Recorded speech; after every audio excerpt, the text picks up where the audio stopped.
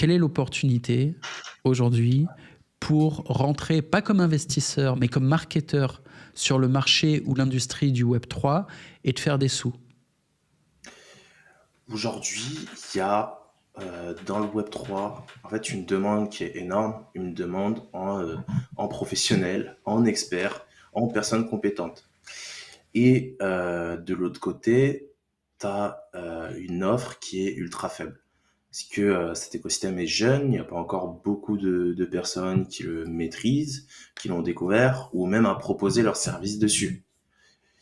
Et donc il y a une opportunité qui est croissante et qui est folle à ce niveau-là. Et donc en fait, il y a des milliers, alors, je sais pas si on peut parler de millions de projets qui sont à la recherche de personnes pour aller conquérir la prochaine ère d'Internet. Qui sont à la recherche de community managers, qui sont à la recherche de développeurs, qui sont à la recherche de copywriters. Et, euh, et tout ça, c'est amplifié par le fait qu'il y a énormément d'argent qui circule. Et en plus, elle demande enfin, toutes ces offres, elles demandent à vite être remplies parce que il y a peut-être un des plus gros digital rush de l'histoire qui arrive et qui est sous nos yeux. Et donc, il y a plein de cases à remplir, tout un écosystème à construire et à bâtir. Et d'en plus, qui sort d'une grosse purge. Et en fait, où- aujourd'hui, pour quelqu'un qui fait de la prestation de service ou qui veut vendre ses services, il a tout intérêt à aller se positionner dessus. Déjà, sur un point de vue financier, les prestations, elles sont payées 2 à 3 fois plus que en Web 2 où tu fais des flyers pour le petit kebab du coin ou le barbeur d'à côté. Et dans un second, ouais. Il n'y a que dans la crypto où j'ai vu des designers prendre 10 000 balles pour une collection de petits cartoons, tu sais, pour des NFT. Il y a des designers qui ont pris des 10K. Pourquoi? Parce qu'il fallait en urgence pondre la collection avec des petites têtes de chiens. Et en vrai, dans le monde normal, le designer, il aurait pris 800 balles. Des sommes comme ça, quoi. Et là, Ah, 10K. mais le pire, c'est les développeurs. Les développeurs, mais les Alors, développeurs, ils vont indexé en avoir sur beaucoup le dans le bull run. Web3. C'est-à-dire, un développeur en bull run, il vaut 40K par mois, suivant s'il est bon et que le projet est gros. En bear market, il n'y a pas de taf, en fait. Enfin, ou plus difficilement, quoi. Et bah, figure-toi que que c'est encore différent. Parce que justement, dans le Web3, les gens se price plus cher en bear market parce que justement il y a une offre qui est plus faible, enfin il y a une demande qui est plus faible, il y a même une offre qui est plus faible, moins de personnes sur le marché, moins de personnes à les solliciter et donc eux ils comblent les cases comme ça.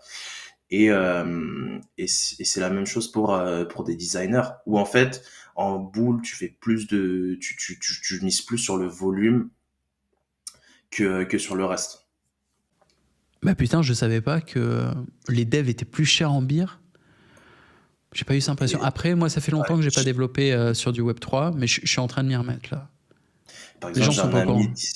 j'ai un ami designer qui en boule, il peut facturer une landing page 4, 5K parce enfin, il va en faire 4 dans la semaine, donc il s'en fiche, il prend ses 20K la semaine, alors que en beer, vu qu'il a une, deux demandes dans le mois, on va dire qu'il remplit le frigo en les faisant payer 7, 8K le double du prix.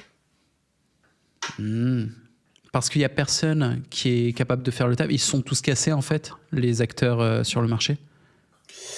Il y a beaucoup de personnes qui... En fait, le marché purge à chaque fois, c'est que les mauvais designers, les mauvais marketeurs, les mauvais devs, bah, à chaque vague, ils partent, quoi. Et à la fin, il reste que les meilleurs. Et c'est pour ça que je vais faire un parallèle. Je vais pas trop je vais pas trop divaguer, je vais vraiment aborder ça bref, mais aujourd'hui, Attends, si tu je regardes fais le juste marché... une pause là-dessus. Effectivement, les mecs que je connais qui sont toujours en train de bosser sur des projets crypto en bear market, c'est l'élite. C'est que des mecs sérieux. C'est des mecs qui, d'un, ont vraiment collecté de la thune pendant le bull, donc ils ont réussi leur bull. Et de deux, ils n'étaient pas là pour le cash grab. Ils étaient là pour la vision Et maintenant qu'on est en bear market, ils sont tranquilles, ils ont le budget et ils travaillent sur la vision. Et c'est donc le parallèle que je voulais faire, c'est avec les NFT. Les NFT, en bull run, c'était partout. Les mecs, ils te vendaient des chiens avec des têtes de pénis et méca cyber, ce que tu veux. Et quand tu regardes aujourd'hui le marché des NFT, certes, les prix ont un peu baissé, certes, on en parle moins, mais le marché est beaucoup plus clean. Et en fait, bon, t'as toujours des arnaques, mais t'en as 10 fois moins, elles passent beaucoup moins, elles sont beaucoup plus flag. Et parce qu'en fait, t'as plus cette euphorie-là où n'importe qui peut entrer sur le marché. Et donc aussi, plus le temps il passe et plus ça devient compliqué de se positionner. Enfin, plus la porte la barrière à l'entrée, elle filtre.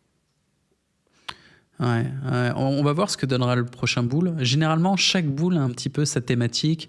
Il y a eu les ICO, puis après il y a eu les NFT, il y a eu le moment des meme coins. Enfin, il y a eu des thématiques sur les bulls.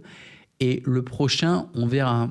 On verra si le marché a pris de la maturité et si on va arriver avec les projets leaders qui sont des projets avec des fondamentaux, c'est-à-dire avec des utilités, ou si la crypto, elle valide sa position de casino. Parce que pour l'instant, le marché Web3, en gros, c'est 95% de gambling et 5% de marketeurs qui font la pub du gambling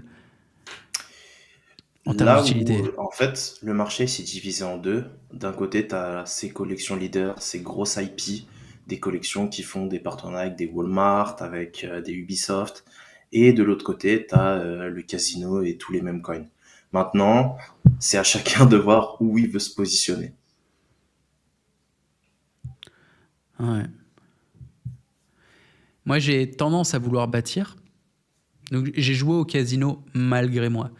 J'ai été excité par le casino pour sa nature addictive et l'excitation qui va avec. Je ne vais pas renier. Mais plus je grandis, enfin tu vois, aujourd'hui je développe Bonsai, c'est une plateforme, c'est un outil au service des créateurs. Et plus ça va, plus en fait le casino... déjà, quand il porte pas ce nom, ça me pose un souci. Je suis non, non, c'est du casino, on arrête. Les mêmes coins et tout ça, c'est un casino, c'est ok, c'est un jeu, c'est marrant. Et on peut parler des utilités du même coin. Tougan m'a envoyé une conférence avec un type qui exposait la thèse de l'utilité du même coin. C'était très intéressant. Il disait le même coin a une fonction communautaire, il y a une fonction créatrice, parce qu'on devient acteur et on commence à créer du contenu pour partager son même coin. Il y a une aventure, il y a une prophétie auto-réalisatrice, le fait de faire x1000, la Lambeau et tout. Donc c'est un jeu en fait. C'est un jeu qui a son utilité, qui, au-delà du casino, euh, a des formes d'utilité sociale. T'es pas tout seul derrière ta machine au casino, non, tu as une activité sociale. Donc on pourrait débattre qu'il y a une utilité même pour les mêmes coins, mais j'ai quand même plus d'attrait aujourd'hui pour genre du token gating, pour de la social fi. Donc pour tout ce qui est réel ou pour des transactions tout court, pour acheter des produits physiques ou digitaux avec des crypto-monnaies. Et j'ai la crainte qu'on n'y soit pas encore. J'ai la crainte qu'on ne soit pas encore au niveau d'adoption où on est enfin les utilisateurs crypto qui commencent à faire des vrais trucs avec la crypto, qui commencent à valider la propriété, genre à tokeniser des biens immobiliers, des assets industriels, des trucs comme ça, ou à valider de la data, genre de la data médicale, de la data journalistique, de n'importe quelle data, tu vois, la valider de manière cryptographique. Et je pense j'espère qu'on finira par y aller, mais je crois qu'on n'y est pas encore. Et même à ce bull run, j'ai peur qu'on n'y soit pas encore. Je sais pas ce que tu en penses. Pour moi, on n'y est pas. Je suis aligné sur ce que tu dis. On n'y est pas encore. On n'y sera pas encore. Les seuls qui pourront y arriver, c'est ceux qui communiquent pas dessus. Exemple, j'ai un ami qui a une marque de vêtements et toute la tech de sa marque de vêtements, elle est, euh, elle est backée par Ternoa, une blockchain française. Et mais il le communique pas ça. Et il présente pas. Il y a nullement le mot blockchain qui est nommé ou Ternoa. Et tous ces produits-là, ils marcheraient en fait via des marques blanches. Et demain, si tu as un réseau social, vaut mieux ne pas parler de blockchain ou même de token, mais juste utiliser des termes, j'ai pas d'idée de termes comme ça qui me vient en tête, mais par exemple TikTok, ce que fait TikTok avec son fonds créateur, où tu as des tokens où tu es payé en token TikTok, finalement, ça pourrait peut-être être backé par la crypto-monnaie, mais on n'en sait rien. Et ça, c'est un modèle. Et Twitter fait pareil. Aujourd'hui, tu as Twitter qui fait pareil avec les rewards et comment on appelle ça, le share reward, où en fait tout le monde se partage une grosse pool. Et ça, ça vient c'est un process, c'est un concept qui est typiquement utilisé dans la crypto.